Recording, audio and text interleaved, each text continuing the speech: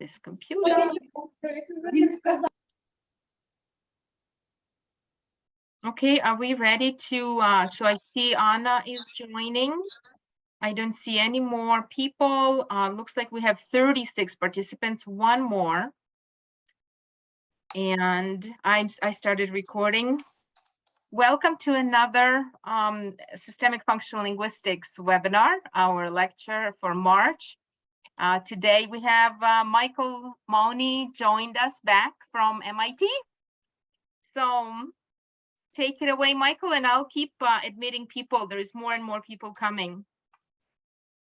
Awesome. Thank you, Ruslana. Thanks. It's great to be with you all again. And yeah, let's get into it. I'm gonna share screen and we'll get started.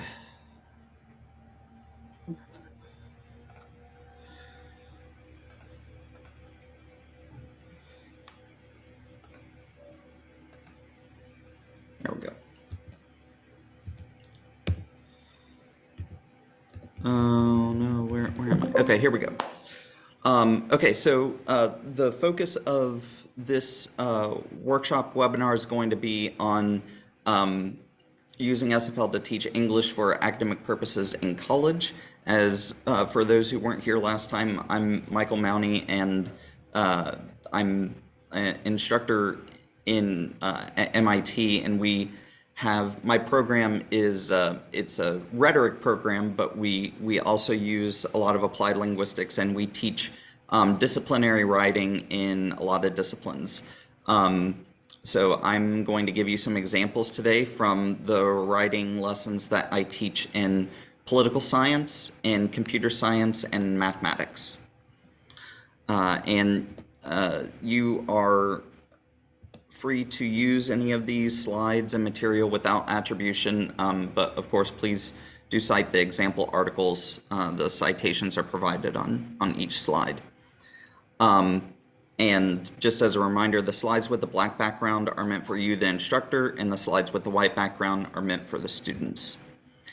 Last week, we talked about teaching a literature review, which is an assignment that I teach in my political science class. And we talked about kind of three problems that students often face. The packing problem, how do you pack all information from multiple sources into a short lit review? The certainty problem, how can we accurately represent our in the field certainty about claims?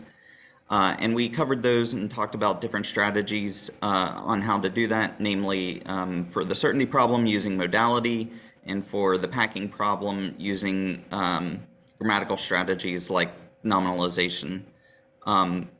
This week we're going to talk about the organization problem, which is how can we organize our proposals so that organize our lit review so that it makes a coherent argument. I'm going to pull up the chat. Okay, cool. All right, so last week we did an experiment, and I'm going to share the results. What I did in the experiment, if you weren't here last time, was that I had a glass jar and I put a spoon in it. And I asked the participants to fill out a Google form answering the question, what is in the jar?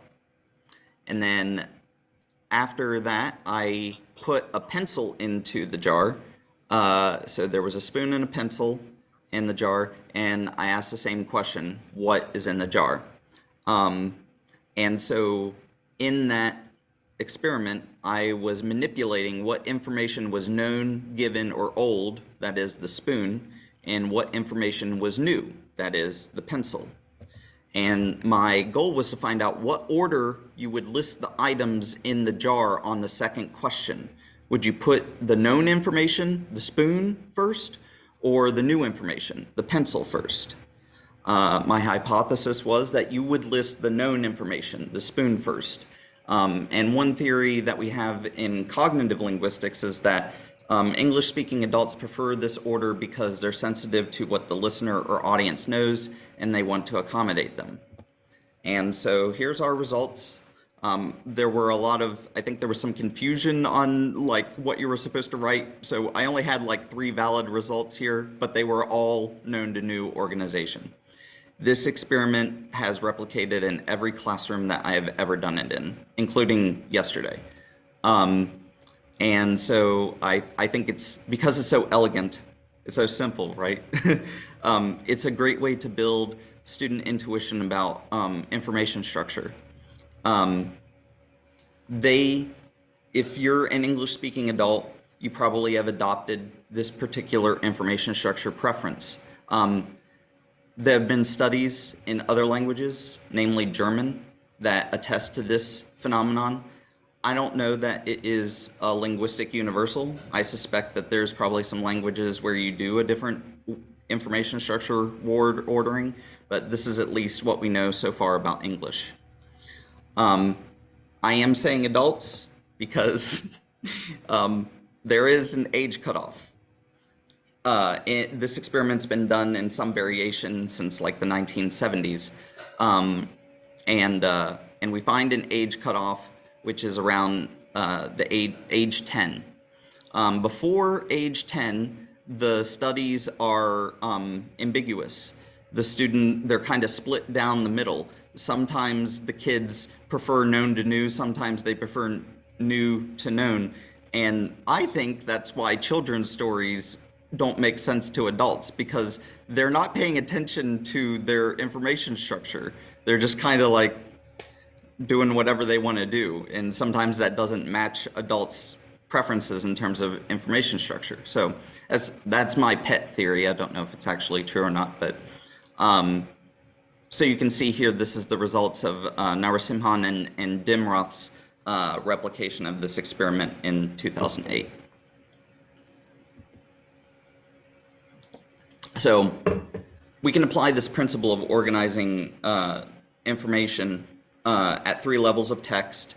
We're going to look at the text level, the paragraph level, and the sentence level. I am going to teach this like you don't know it, but I assume that at least some of you know about this phenomenon. But I want to kind of show you how you could use this lesson to teach your students in English EFL contexts. So at the sentence level, the structure can work in 2 different ways. One is what we might call elaborative reasoning. Anne McCabe, this is a structure, a heuristic that I'm taking from her book, An Introduction to Linguistics and Language Studies, and I believe she calls this like a constant method of organizing information. I don't remember, but at any rate, basically the idea is that if you have 2 sentences, one following the other, you can repeat known information from the subject of the first sentence, in which case you are just kind of elaborating on a topic that you've already introduced. And we'll look at an example of this from a lit review that that my students read in the poli-sci class. So we're going to zoom in here on page 109 and look at an example. So here we have a clause, frames in communication matter, and here frames is referring to the idea of a framing effect. That is, if you're trying to convey information to someone, how do you frame it? How do you organize it? What do you focus on? And we know, at least in political science, political scientists are interested in this because it matters how media frame different stories, and so that's what a lot of this research is about. And how government entities frame stories. So frames in communication matter. So we've introduced in the subject of this sentence the concept of frames. And then the next clause is, that is, they, and the word they here is referring back to frames. They affect the attitudes and behaviors of their audiences. So here we have kind of an elaborated reasoning pattern. Another way of organizing the information, and this is one that I think once students start using this, it just becomes really powerful. is repeating something from the predicate of the previous sentence in the subject of the next sentence.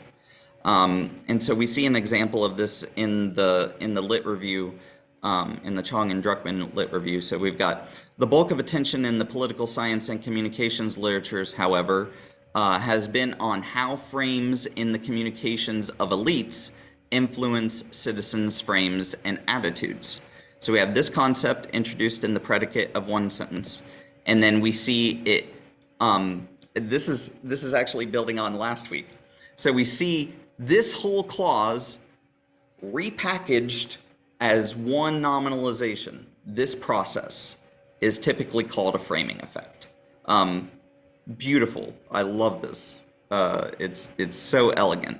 I think students often have a problem understanding if they need to cut words, like how they can do it. And this is a really effective revision strategy. I don't think that you would want to be drafting in English and thinking about known to new structure. I mean, you could if you wanted to, but known to new structure is a really powerful revision strategy. And so if a text is not flowing well, or if it is it's too long or something like that, this kind of organizational strategy is one way to kind of shorten or create better flow, more cohesion and coherence. So at the paragraph level, we have this idea of a topic sentence. In SFL, we call it a hypertheme. I'm not going to get into the details of that particular terminology. I have never used it in class because it's always been a little too technical, but everyone understands topic sentence, right? And then you repeat known information in the following sentences in the paragraph. And so we see this in the example from the lit review. There is disagreement about the best measure to use to gauge the magnitude of framing effects. So this is the topic sentence of one paragraph. And then the authors elaborate on this measure topic that they have introduced. One standard of measurement is the variance in preferences produced by alternative frames on an issue. And then later on in the paragraph, they do kind of a wrap-up here. They say each standard can contribute useful information about the effect of a frame, and the best standard, actually we've got best showing up again here, I didn't even notice that, and the best standard for any particular study may depend on the study's assumptions and purpose. This is another issue for revision. If you feel like a paragraph is not cohesive, one way to revise it is to try and use a known to new organization at the paragraph level. And then I think this is something that I'll, go ahead. Is there a question? No, okay. So at the text level, I think we all kind of know this, having written in academia for a long time, and it's something that you kind of pick up tacitly, and that our students often just don't know, which is that at the beginning, when you're sectioning off different parts of a paper, an article or whatever, it's really important to throw in some like previews or overviews of different sections of the paper. Typically at the end of an introduction, at the end of the introduction to a paper, and then as you introduce each new section, providing an overview. In SFL, we call these macro themes. Specifically, the overview at the beginning of a text is called a macro theme. You might call it a thesis statement in other disciplines, but the main idea here is that you provide a preview of the text. And I mean, this is really consistent with a lot of the findings in the educational psychological literature on reading. We know that good readers make predictions, and so if you're giving the reader information to help them make predictions, you're going to increase the chances of comprehension. So I get into the details of a very elaborate example here. This is the full literature review that we've just been talking about, the framing effects lit review, and I point out to my students If we start at the very beginning here, the overview happens at the end of the introduction, and the topic, the authors introduce a number of terms. They introduce the idea of framing, the fact that this happens within democratic process, and it links politicians with the public through mass media. So we've got three key ideas here in the overview. And those get stored in short-term memory, and I kind of represent it here as what the reader knows. I've done different kind of visualizations of this. Now that I'm looking at this, God, this is really elegant, so I might go back to this. I had a really messy one yesterday in my math class when I was teaching known to new, and I think I might go back to this because I like how this looks. At any rate, if we zoom in again a little later in the text, down to this section, we see a section overview, effects of frames in communication on individuals. And so what I would ask the students here is, what known information is used in this section overview, and where is it located? So I'll put that question to you guys. Do you see any of the terms or ideas that the reader knows showing up somewhere in this section overview? Maybe audiences? Audiences, yeah. This is like the public, right? That's linking to the public. Anything else?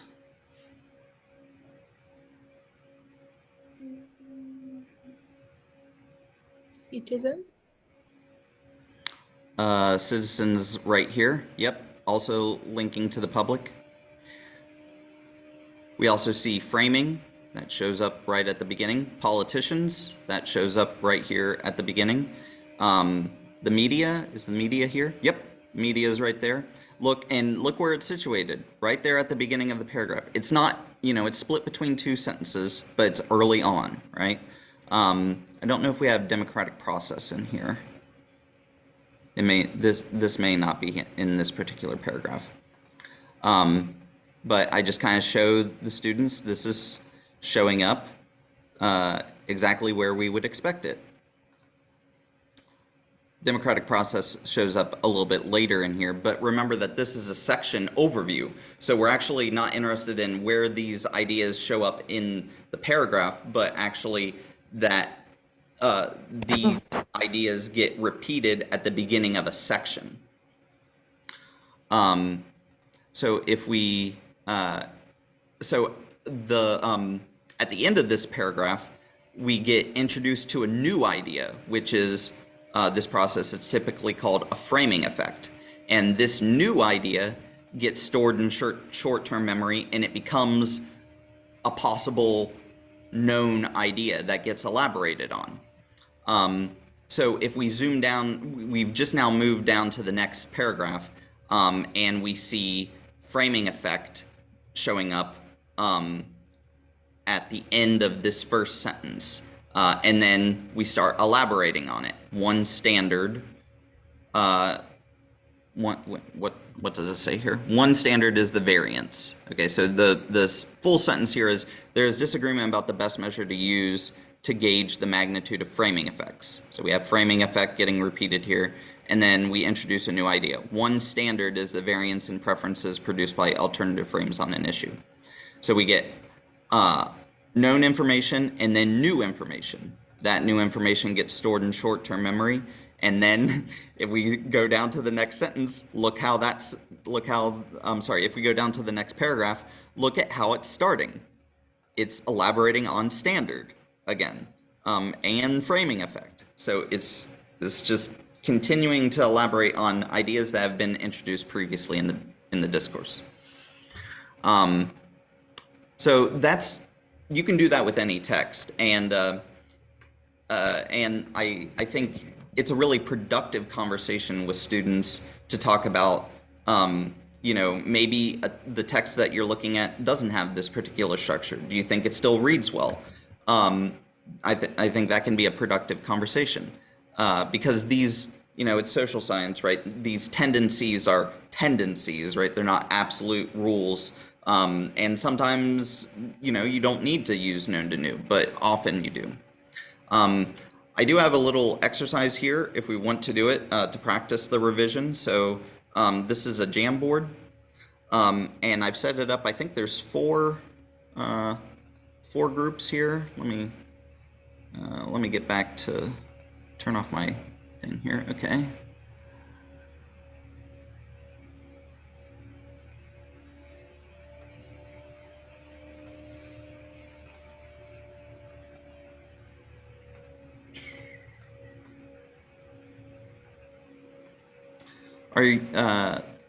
Are you able to, Ruslana, could you put that that link in the, well, actually, I'll do it because, of course, you can't see it.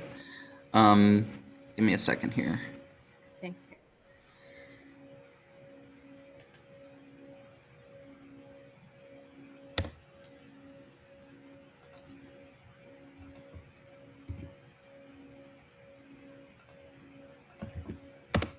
There's the link. So we have 87 participants. This is the highest attended lecture of all times. Okay. So maybe we could, you can add a few more copies. I can do that. Yes. Yeah. I'm going to need to add a bunch. How many groups do you want, Ruslana? Let's do 10. Okay. I'll add a few more here. I'm gonna stop sharing because I think everyone should be able to get into the link if they want to participate. If you don't want to, that's fine, and we'll just kind of carry on here. I'm gonna stop sharing then. And I want to ask, sorry, I want to ask if this is an activity you would like to participate in right now, or you would like to have like a discussion. So it's your choice. Because I'll be setting up groups. Probably a discussion. I don't know. Okay. Yeah. Okay. So maybe it's overkill to try and break out into teams here. Maybe we can just have a discussion on how you would revise it. Okay. Thank you, man. Thank you. That's a good idea. Okay. So I'll go back to screen sharing. And we'll just look at the first frame there, frame 1.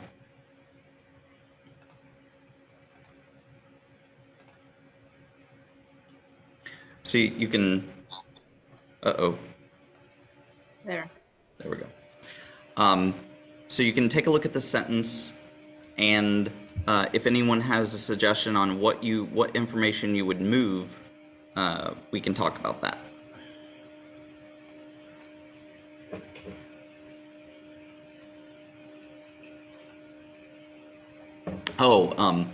And then also medium modality.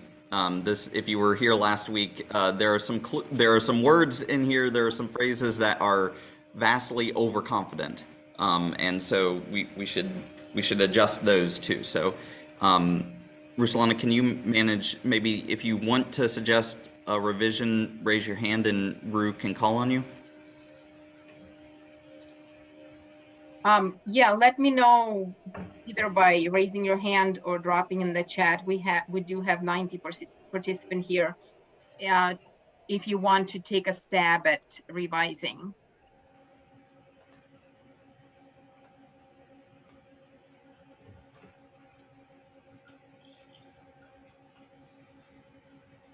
Okay, so we have Maria. Go ahead.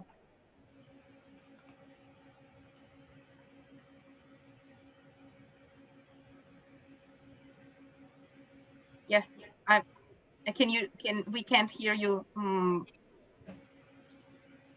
That was Maria, right? Yes. Yeah, go for it. Sorry, I just thought you want to revise the material from last lesson. Say that again. Sorry, I just thought you're going to revise the material from last lecture, or have I misunderstood you? So we have a sentence, we have a paragraph here, and we want to revise it so that it follows known to new structure, and then it also has medium modality. It's not overconfident or whatever. So that's what we're working on here, is suggestions on how to revise this so that it's ordered a little bit more clearly and has appropriate level of confidence. The confidence issue is what we talked about in the last lecture, but in the last workshop. But I at the moment don't have time to go over that again. So, yeah, go ahead, Maria. Maybe not now. Okay. I can kick us off with something from last week where we talked about modality. The studies clearly show that word clearly makes it overconfident. And so my suggestion would be to make studies suggest. So the verb suggest is neutral, is a neutral modality. And clearly show makes it very overly confident. Yep, I think that's a good revision. What about definitely demonstrates? Can we speak about that? Yes. So what would you? Yeah, I agree. There's a problem there. What would you change that to?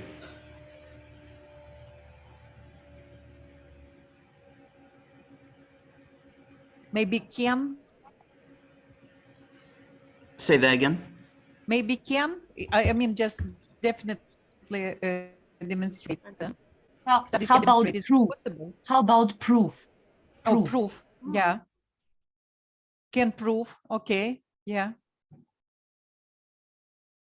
I think if we use prove, we're getting, whoops. Yeah. We are getting a little too high in confidence there.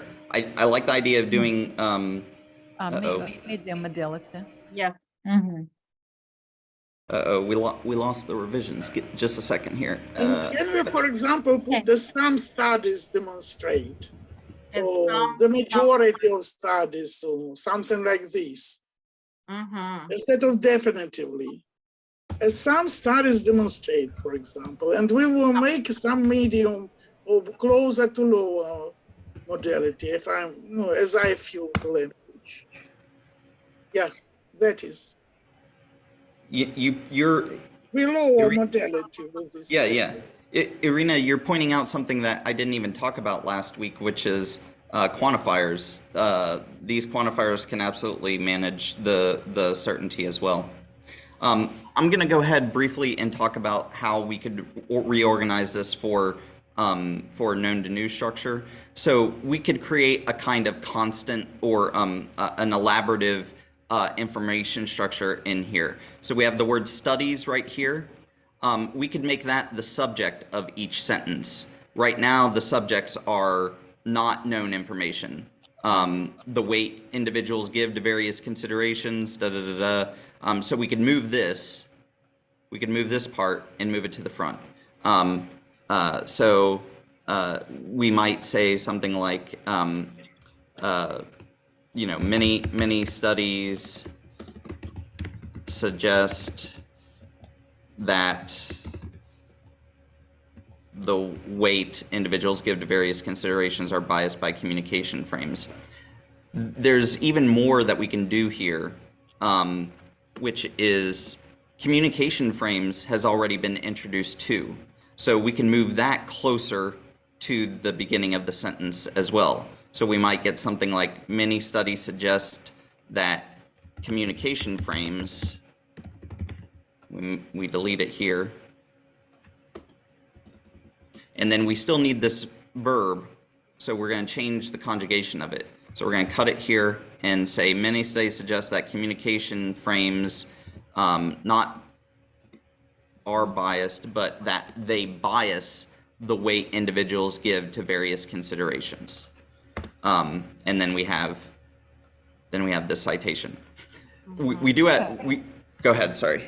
And I have a question, Michael. What about using the word studies in each sentence? Studies, prove, many studies, and some studies. Is it okay?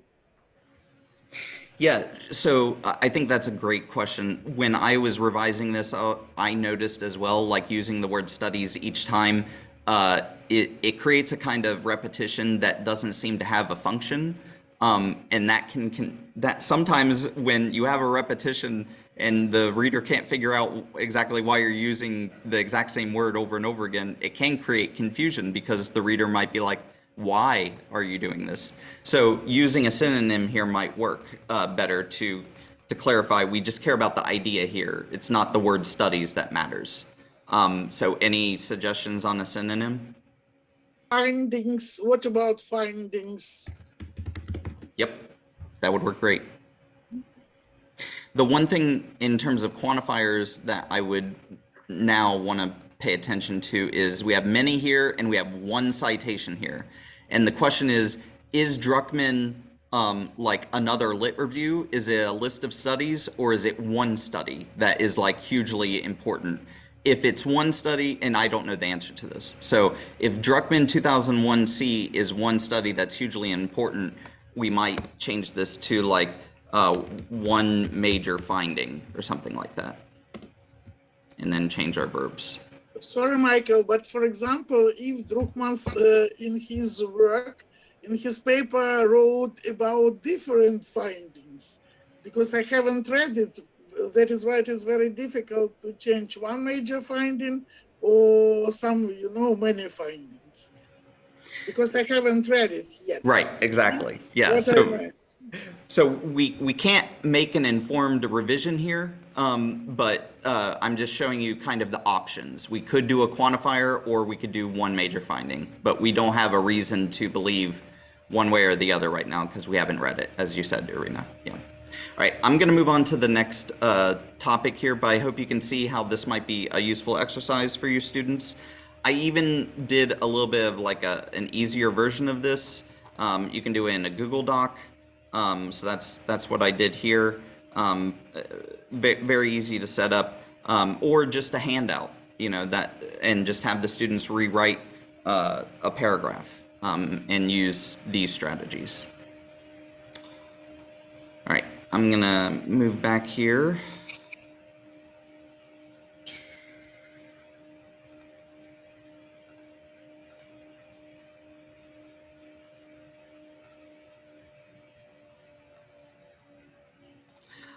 We've had a good discussion here, so I'm not going to do the discussion component here because I have a lot of content to cover, but this is what we might discuss, but I think we've had a good discussion here. So the one thing that I wanted to mention is if you want to learn more, this is the book that a lot of this content is from. I think it's the best introduction to SFL out there right now. But crucially, McCabe here is trying to provide an introduction to all of linguistics and not just systemic functional linguistics. And so she offers perspectives from more formal approaches as well. By the way, I'll quickly mention that Anne McCabe is going to be one of our guest lecturers. I invited her, and she's coming in May, so that will be fantastic. I love Anne. She's awesome. And a very good writer.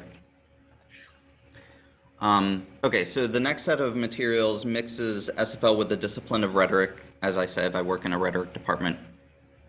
I'm going to share 3 sets of slides introducing the concept of genre as part of teaching students how to write in their own disciplines.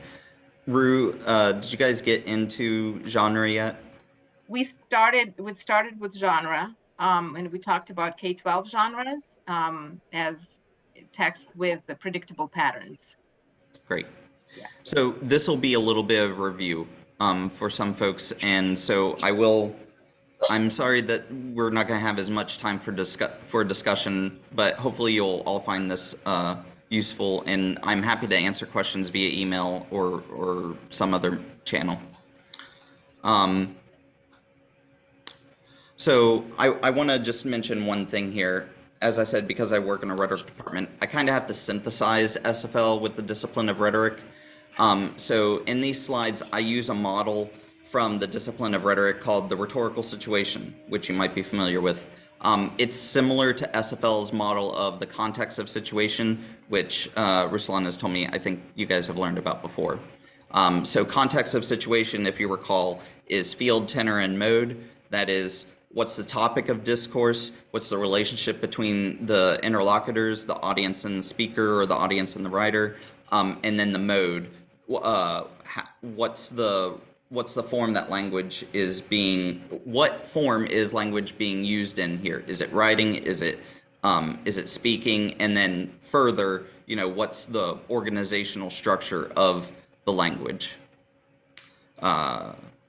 So the first set of slides is from a natural language processing class where the students write a project report.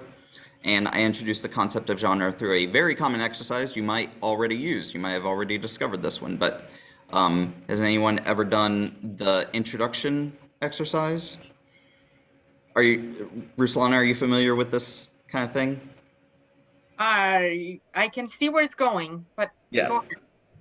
Okay, so I mean, Ruslana, let's just for the sake of the exercise, when you introduced yourself to this group, what did you say? Do you remember? Well, right, it's all depends on the context. So from the very beginning, I had to say a lot of things about myself and establish credibility and my credentials and the experience. And then as we built the relationship, and I have become, I have started calling my educator friends as friends. And then we were talking about subjects or topics that were just kind of more friendly and more fun, and not necessarily very professorial and serious and all of that. So definitely over the months of relationship building, the introduction became shorter and shorter and different. Yeah, I think that's interesting to see how it's changing and responding to context. When our students introduce themselves on the first day of class, what do they usually say? What information do they provide? I'll let the audience answer. Yeah, if anyone wants to.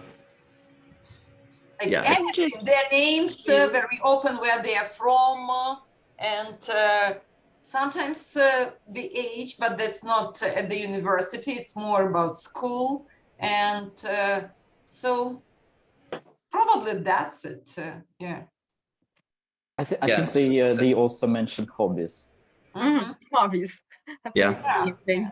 And what school they finished as well. Yeah.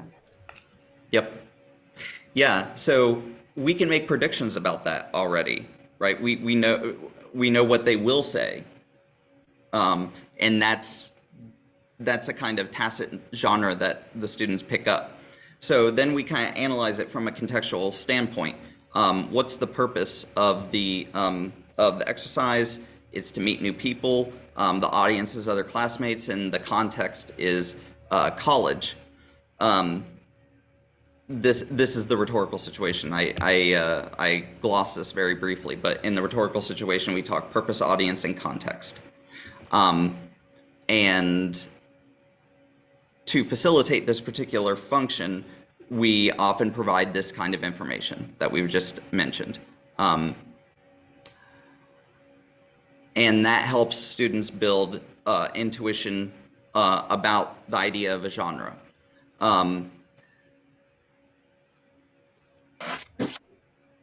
I ask the students, what information did you provide? And then they usually say, name your major.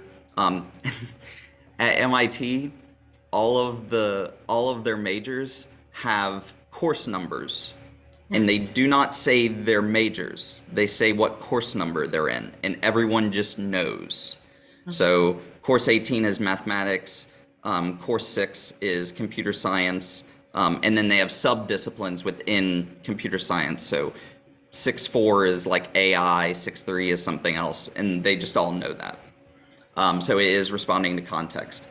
And I asked them kind of, why did everyone provide the same type of information? How did you know what to say? So then we build intuition about what genres are. And I often kind of say, at some point in human history, no one had introduced themselves at college, which is true, right? And now we know exactly how to do it. Like there's a convention.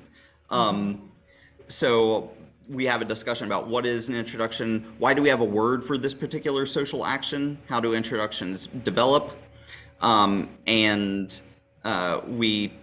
here's the model here, here's kind of the visual model. So we have this rhetorical situation or this context, and it just keeps happening over and over again, right?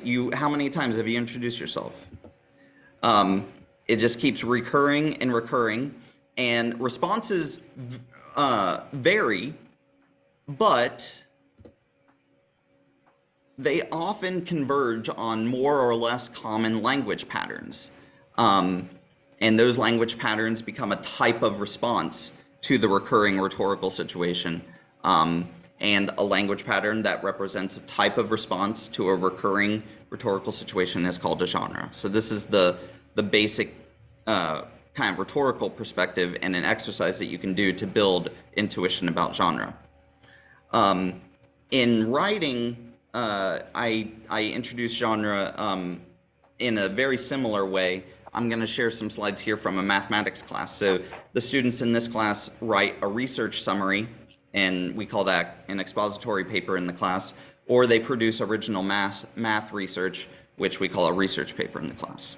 And I talk about the two different genres here, and teach them a little bit about their structure and their purpose and everything. So before class, students read a math expository paper and analyze it using questions I provide, and then we share some of the results of the analysis in class. And the key idea here is that if they look at a paper that is similar to the one that they're going to write in, they can start to see how they're similar and how they're different, and how the genre itself at a high level is that level of similarity.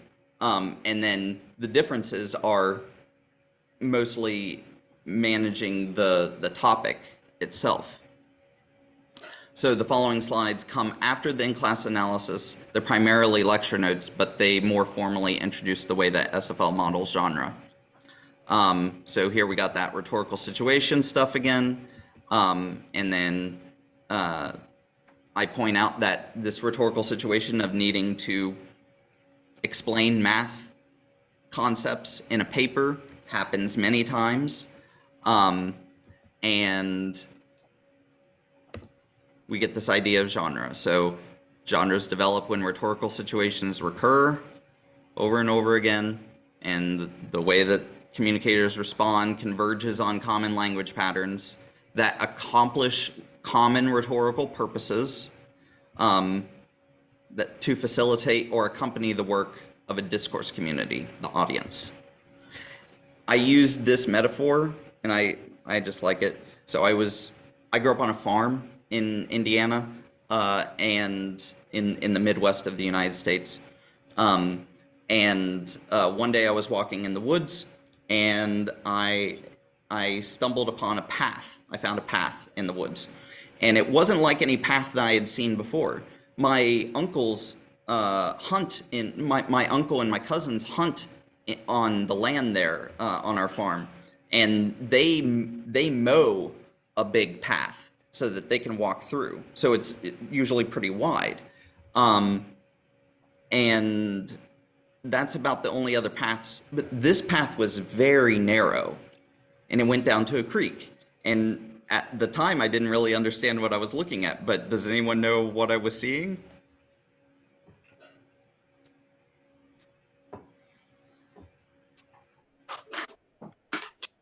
So, I mean, it was a deer path, right? It was a game trail. And it made me realize that many animals, maybe not all, but many animals, when they have a common purpose, will find an efficient way to get to that purpose. and they'll all converge on the same way of doing it. And that's what a genre is. It's a common purpose that it's a path in the woods that we found to accomplish a particular goal. And it's not like you can't go another way down to the creek, but this is the way that has been developed. So it's not just humans that do this. So then we talk about the different papers here. We first talk about the expository paper, and the purpose is to summarize existing results and the audience's mathematics and related fields. And then we talk about the structure. So they read an expository paper, and this is roughly what the structure looks like. There's an introduction, history, theory, applications, and future research. These different sections are part of what many theories of genre have. It's not just SFL, but this idea of, in SFL we call it a schematic structure. So what are the typical kinds of moves that are made in a paper in a particular genre, and are they obligatory or are they optional, and in what order do they occur? So here the order is probably pretty standard, and in an expository paper you might, like, the introduction is probably obligatory, and then everything else is probably like optional. You might have a history section, you might have a theory section. Okay, the theory section is actually probably obligatory. You will need to elaborate on a mathematical theory. And then these other ones are probably more optional. And then for the research paper, we do a similar analysis about looking at the purpose. So you notice up here, the purpose here has changed, present new results, and then the structure has also changed. Usually there's an introduction, some main result, which is a theorem or theorems, and then proofs for those theorems. We provide, in our class, we provide a lot of model texts that students can use, and that brings me to the method by which SFL tries to teach genre to students. So the class continues with the analysis of the structures in an expository math paper. So we do an analysis of an example of the genre that the students will be writing in. This kind of structural analysis is a very common exercise in SFL. We call it deconstruction. Have you talked about this yet, Ruslana? Actually, we didn't talk about the teaching learning cycle, I don't think. Yeah, so I'll link to a few books on this, but this is one of the big contributions that SFL has made to teaching writing and speaking communication, is this method of teaching students to write in genres that they're not familiar with. So deconstruction is the process of analyzing a text from the perspective of genre. We identify structural language patterns and try to understand how they help the text accomplish its generic purpose for its audience. When I talk about generic language patterns, I'm talking about many things. I'm talking about the different sections of the paper, but also the known to new structure, what kinds of modality you might use. This is one thing that differs between the disciplines. So in the social sciences, we do keep a medium level of modality, but not in math. In the math papers, they are certain. This is true. They have proven it. And so they get to use a higher modality, and they should, because it accomplishes the purposes of the discourse community. So I just love that. That was very difficult for me to learn when I was first joining the math department. It was like, oh God, they really are certain. Wow, this is crazy. I love that. That's cool. So once we identify the purpose of the language structure, we have moved beyond formal linguistic analysis into functional linguistic analysis. That's the key difference between formal linguistics and functional linguistics. The structures and forms of language are important. We couldn't do functional analysis without them. but linking them with social functions is the key idea of SFL that makes it so useful for writing instruction. And I think crucially for SFL, there are other functional theories of linguistics, but a lot of them are more cognitive. So yeah, we do have like mental functions of language too. That's really important, but SFL is more about the social perspective. I'm going to skip this and get to the fun stuff at the very end here. You can read them. You can read these at your leisure. Here are the books that I would recommend. I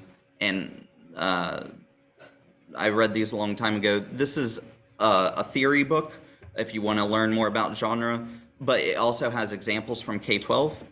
And then this is the book that kind of teaches the method, what we call the teaching learning cycle. And you'll learn about not just deconstruction, but also joint construction and independent construction, which are other parts of the pedagogy.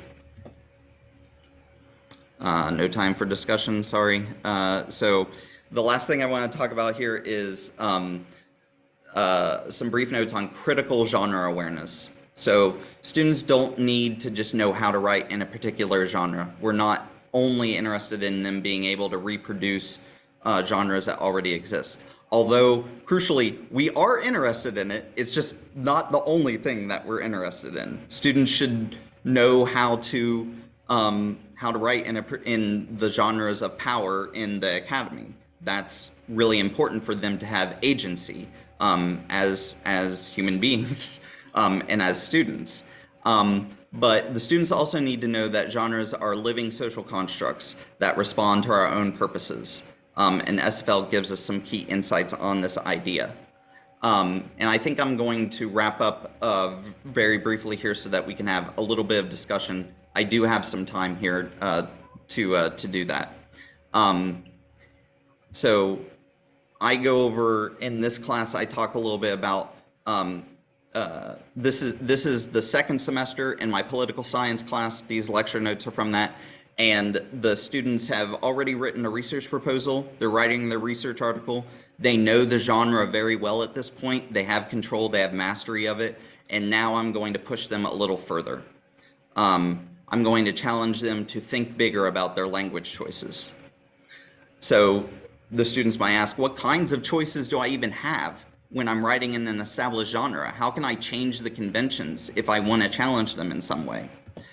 Well, one example is this article from Jason Lyle that we looked at, and in it, one thing that we talked about in that class was that he tries to represent his findings very objectively, to an extent that seemed kind of absurd to some of the students.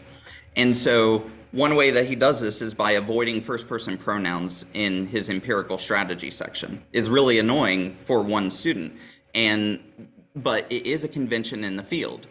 That convention is meant to accomplish the purpose of conveying the strategy and the rationale as objectively as possible. But we have to ask ourselves, is it always desirable to convey the empirical strategy as objectively as possible? Is objectivity always the best way to represent ideas in academic writing? And that is an open question. There's many answers to that question in political science and within social science in general. And so I then lead the students through some discussion about the topic. We look at a few quotes from past scientists, but I am going to end on Ruqayyah Hassan because she articulates this idea very elegantly and simply, which is that language is for the living of life, not for the production of structures. And so language is a tool for us to accomplish our purposes. Following or challenging language conventions is a choice we always have available. And then we have a discussion about this. So I'm gonna end there. Anything that you guys want to talk about? I have maybe 2 or 3 minutes. Thank you, Michael. Thank you for ending with that quote. I've used that quote a couple of times. You know, it's my favorite. that language is for the living of life and not for the production of structures. So you're welcome to take this opportunity to ask Michael a question or two, since he is available for that time right now for a little bit of time.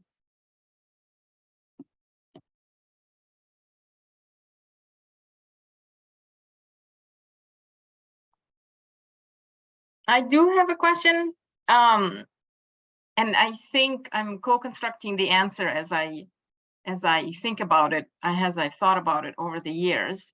It's the question of making choices when the language in which you're making choices, your resources are not multiple. And so your choice-making repertoire is kind of limiting.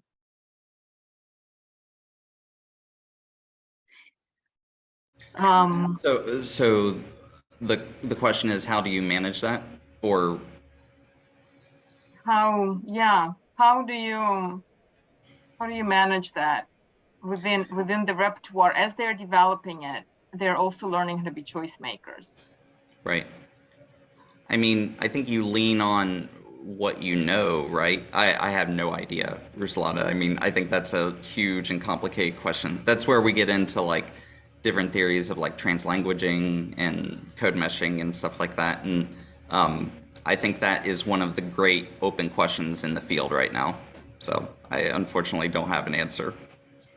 One thought I have developed about it, because I am a second language learner, is that you teach, like the job of the teacher is to teach those choices, meaning like the choices of modality of neutral, medium, and high, that is an opportunity to expand that repertoire, the linguistic toolkit, so that out of that toolkit, students begin to make more choices. So it's, and I think that's where the teaching, the call for explicit teaching becomes extremely important, so that students can become informed choice makers. Yeah, 100%. My students are starting to come in, so I got to get out of here. Okay, Thank you. Michael, thank you so much. Take care. Yep. Anything else you want to talk about as we wrap up? We just have a couple of minutes. If you are finding these lectures interesting or meaningful, or what ideas are coming up for you that you think you might use? No, the main idea is how to learn to teach. First of all, to learn ourselves, and then how to learn to teach, doing all these things.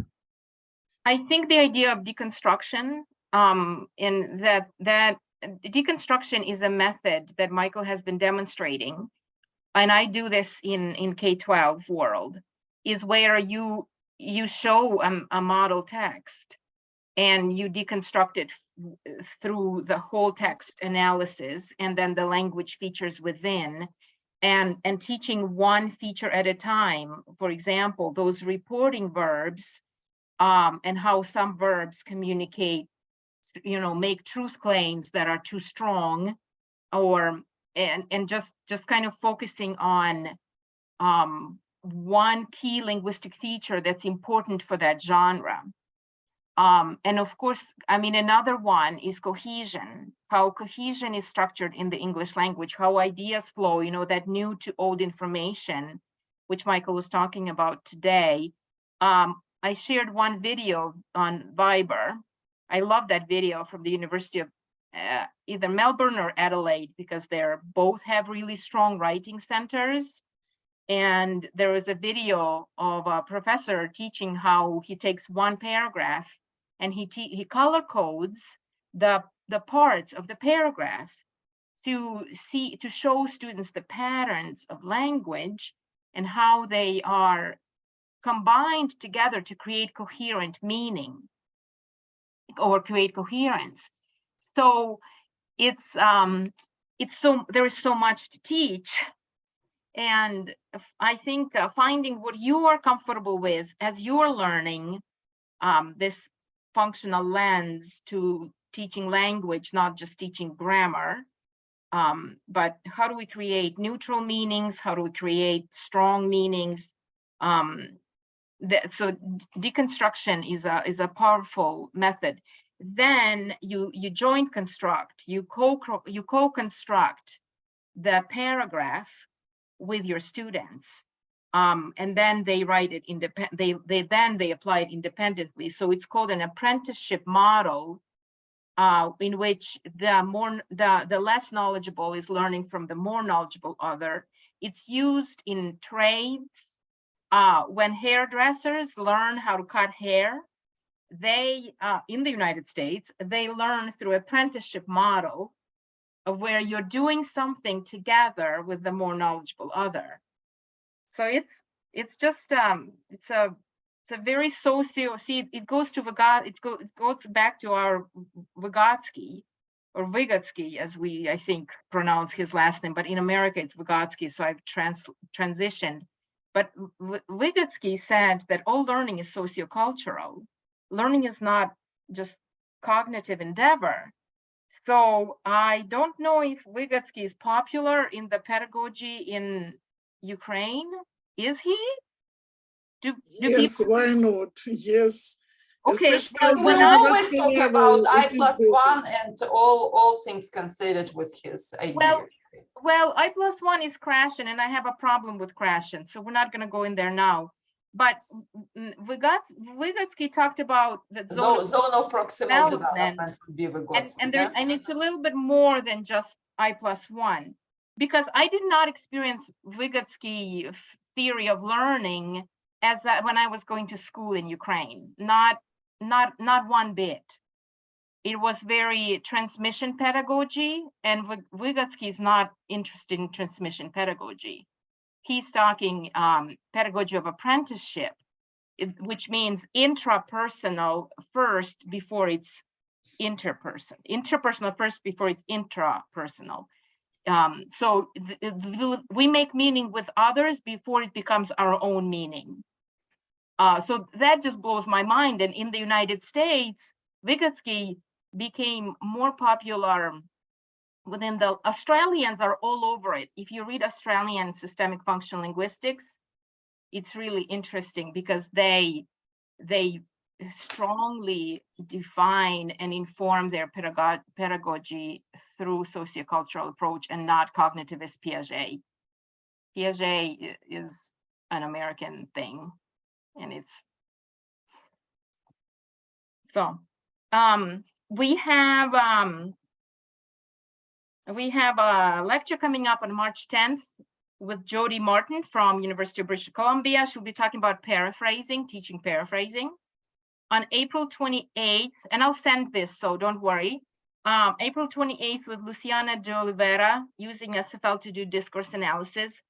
May 5th, I invited Anne McCabe last week because she just published an article on CLIL, content, language, and content learning. Content language integrated learning. Yes. In the US, CLIL has been popular since 1995. We call it content-based instruction. But she is applying systemic functional linguistics appraisal theory, which we talked about previously. And so it's she'll talk about her research of using appraisal theory in CLIL. So that will be on May 5th. And then we'll see. Maybe we'll have more people. So thanks for continuing to come back. It's amazing. Thank you. You are so welcome. I'm just gonna stop recording.